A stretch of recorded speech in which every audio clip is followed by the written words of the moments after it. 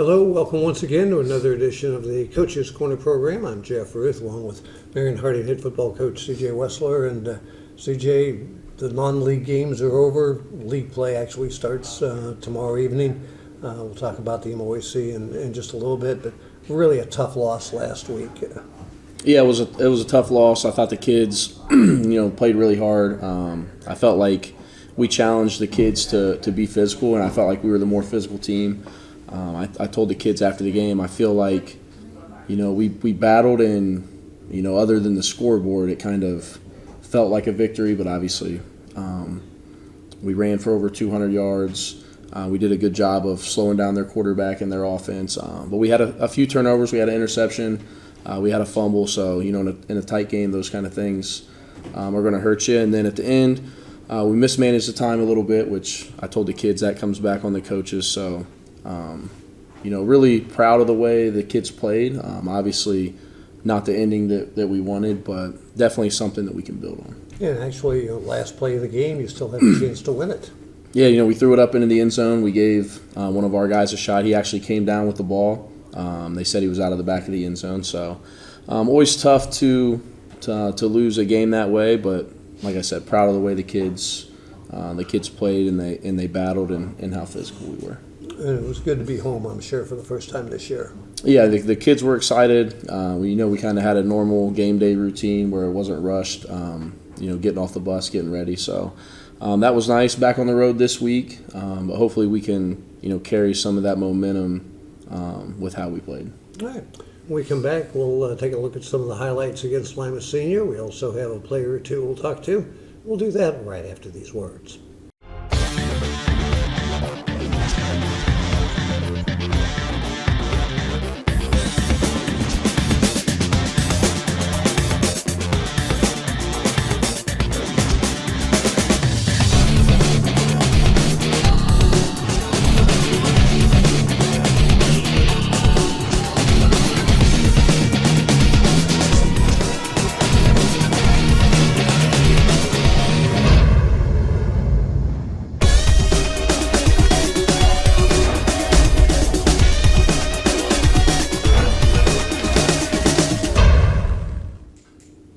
Once again, back on the Coach's Corner program and talking with the Harding coach. And, of course, last Friday it was a little bit different. It was a home game, but you didn't have school on Friday. So that kind of maybe threw you off just a little bit. Yeah, I was talking with the coaches. I think at times, as coaches and adults, we're more stuck in our routines than the kids are. But it's always a little nerve-wracking when your routine gets thrown off. In the past, Popcorn Friday was always a day where we would bring the kids in the morning and feed them breakfast and have a walkthrough. But in recent years, that's changed a little bit. The teachers have professional development, so we didn't really have an opportunity to do that. So really, on Thursday, we talked about, the kids doing the right things, not staying out late at the festival and getting enough sleep and waking up early.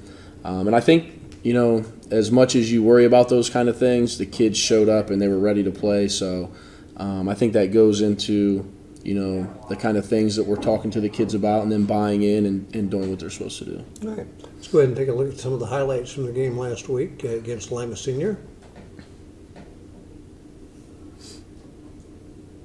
Like I said, we did a great job running the ball. We ran the ball for over 200 yards against them. Here we have Landon Keller, who was on the show last week with a nice run up the middle. They were a team that loves to throw the ball. They're a 5-wide team. Here we have a deflected pass that we ended up intercepting. Our defense did a really good job containing their quarterback.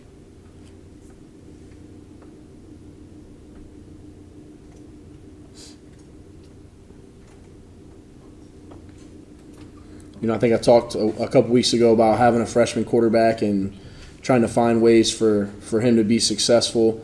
He's definitely gaining some confidence and playing better. But a big part of that is, us having some run-pass options where if he doesn't like what he sees from the defense, he can hand it off, and he had several of those.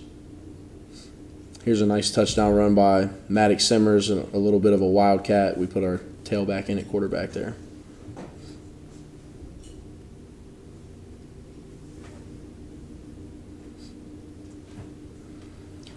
Like I said, I thought our kids were We're very physical.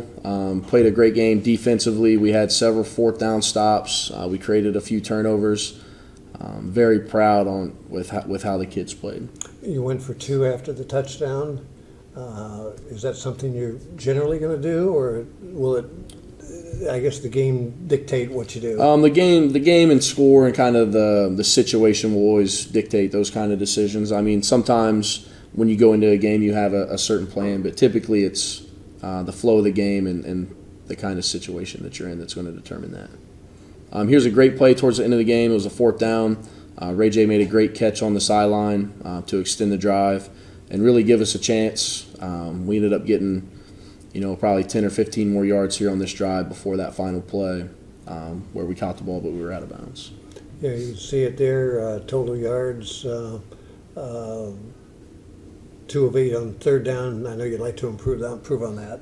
Yeah, definitely. And some of that is sometimes the stats can kind of throw you off a little bit because there are times where we know if it's a 2-down situation and it's 3rd and 8, we're going to run the ball.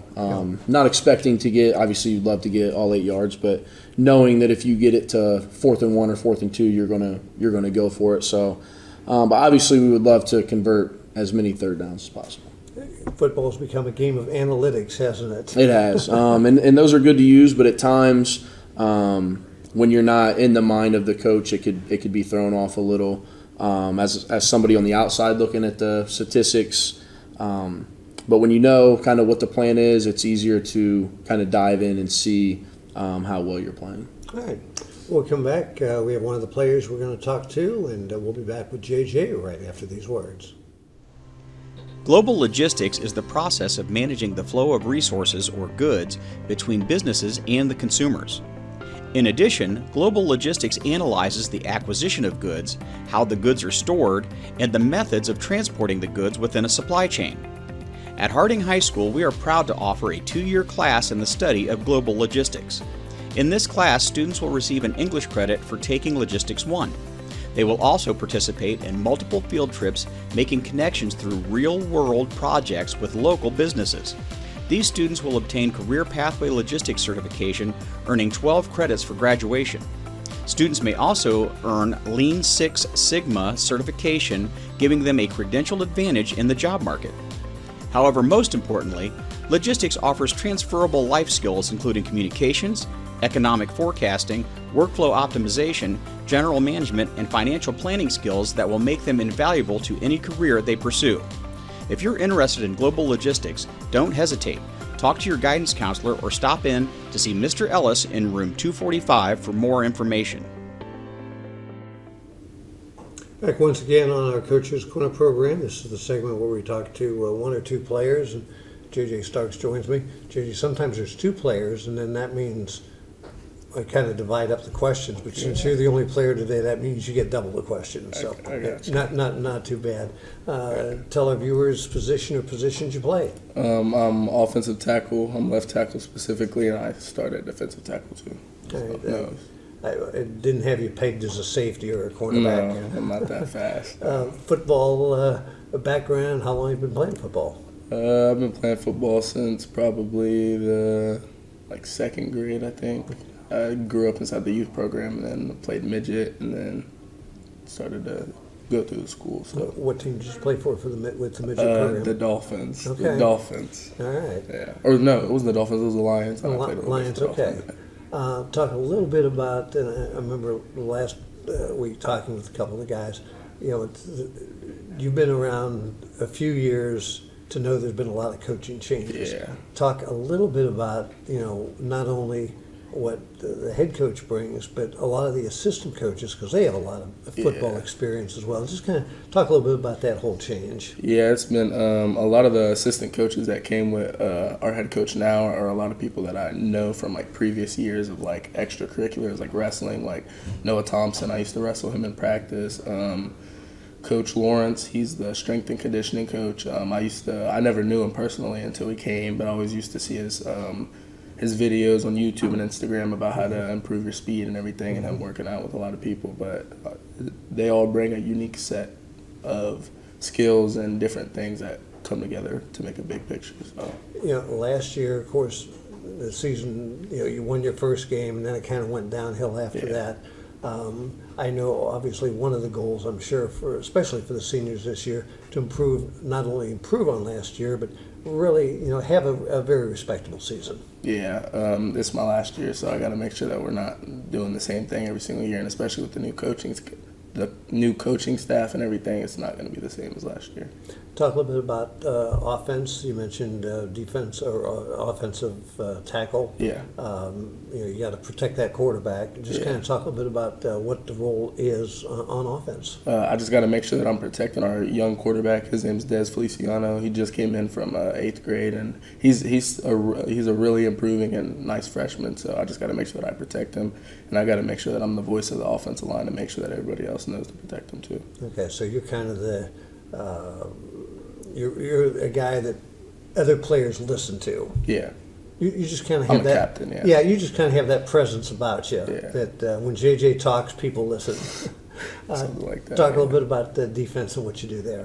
The defensive tackle last year we were inside of a 4 front. This year we're inside of a 3 front. So I'm at nose, so I'm right over the center every single play. So I get to really control the middle of the line.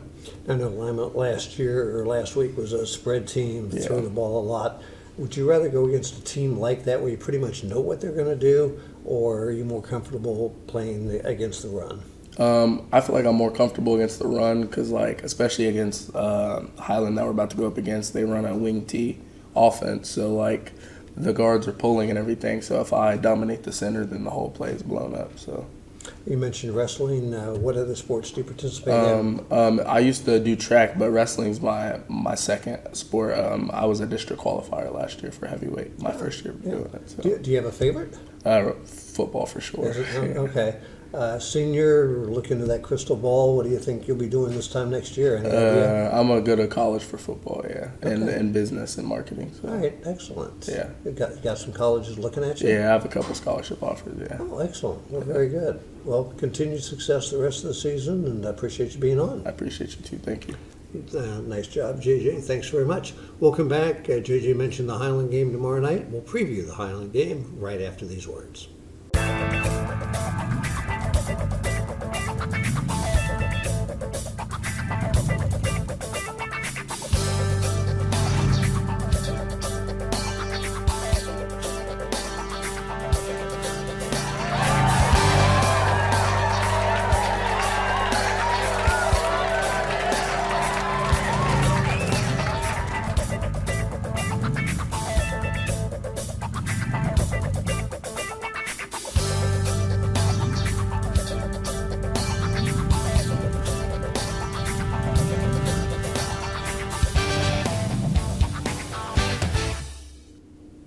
Back once again on the Coach's Corner program, and Coach mentioned the non-league schedule is now complete for everybody. Now the 7-game MOAC schedule begins on Friday. Boy, you look at the MOAC, there's no easy games, is there? No, there's really not. And we talked to the kids Saturday morning about, that's the end of a season. Our non-conference, we're getting ready to start a whole new season. What we've done up to this point doesn't really matter. And we're excited to get into conference play, but it is a very tough conference when you look around and you see the school's records and the teams that they've competed with and beat. It's going to be a challenging week every week in conference. JJ mentioned Highland's kind of a wing tee. Just kind of talk a little bit about what they do well. Yeah, I mean, they've kind of switched complete 180 from last year.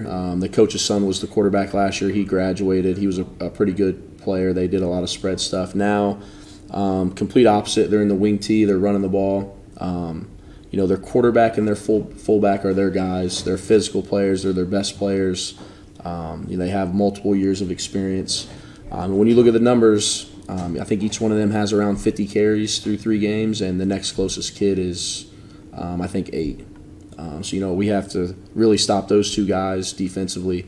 And I think we've had a really good week of practice. We have a really good game plan. I think we're locked in and excited for that. And then defensively, they're a very physical team up front. I would say the strength of their team is definitely with their offensive line and defensive line. So we've challenged our kids there all week that we have to show up and be a physical team and kind of see how that plays out. It'll be a hot game on Friday night. Conditioning is going to be important.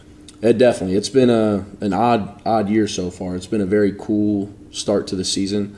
I think our kids are in good conditioning, but we're going to find out because I think this is probably going to be our hottest game so far. So, and we do have quite a few kids that are playing both ways.